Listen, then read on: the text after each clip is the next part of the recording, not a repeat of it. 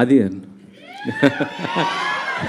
మొన్నటిదాకా బిజీగా ఉన్నావు, ఇటు ఎలక్షన్ క్యాంపెయిన్ ఎలా చేస్తూ ఇప్పుడు ఇటు వచ్చేసారు. ఏమంటే క్యాంపెయిన్ అయిపోయింది, ఇప్పుడు వాళ్ళు రోలింగ్ కూడా చేస్తున్నారు. ఎందుకండి అంటే త్వరలో నీకు ఎమ్మెల్సీ కూడా ఇవ్వబోతున్నారంట.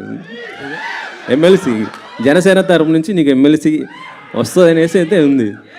అలాంటివి ఏం లేవండి. నేను కళ్యాణ్ గారి కోసం వర్క్ చేశాను. ఆయన బేసిక్గా ఆయన అంటే ఎంత ఇష్టం అంటే, ఆయన ఆనందంలో ఉన్నప్పుడు దూరం నుంచి చూడడం ఇష్టం, ఆయన బాధలో ఉంటే దగ్గరికి వెళ్ళి చూసుకోవడం ఇష్టం. అంతేనా?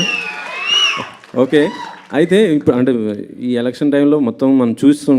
కాకపోతే ఏంటంటే కొంత అల్లు అర్జున్ గారి పైన కొంత ట్రోల్స్ చేస్తున్నారు. అది పర్టికులర్ కొంత ఏరే వాళ్ళు.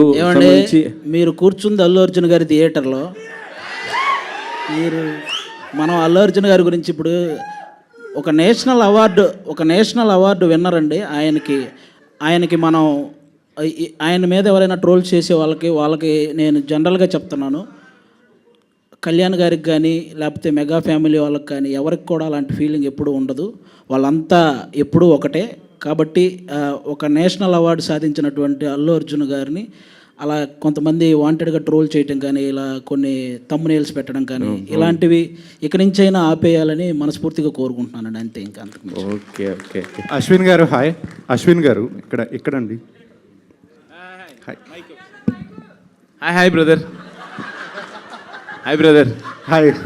యాక్చువల్గా మీరు బ్యాక్ టు బ్యాక్ సినిమాలు చేసే ఛాన్స్ ఉన్నప్పటికీ కూడా సెలెక్టివ్గా చేస్తున్నారు. హిడింబా తర్వాత మళ్ళీ 1 year తర్వాత శివంబాజీ చేశారు. ఎందుకంత గ్యాప్ తీసుకుంటూ ఉంటారు? అంటే గ్యాప్ అంటాం కన్నా గ్యాప్ వచ్చిందని అంటే మళ్ళీ అల్లు అర్జున్ గారు డైలాగ్ అంటారు. అంటే నాకు బేసిక్గా కాన్సెప్ట్ నచ్చాలనే పెట్టుకుంటాను. నాకు ఆడియన్స్ అంటే చాలా భయం. వాళ్ళు ఏమంటారా అంటే రిసీవ్ చేసుకుంటారా లేదా అనేది. అంటే మనల్ని అంటే ఇతని సినిమా బాగుంటుంది, భలే కాన్సెప్ట్స్ ఎంచుకుంటారు అనే మాట తెచ్చుకోవాలని చెప్పి నేను పర్టికులర్గా కాన్సెప్చువల్ మూవీస్ కోసం, ఆ స్క్రిప్ట్స్ కోసం వెతుక్కుంటూ ఉంటా. దొరికితే వెంటనే చేసేస్తా, లేకపోతే కొంచెం లేట్ అవుతుంది.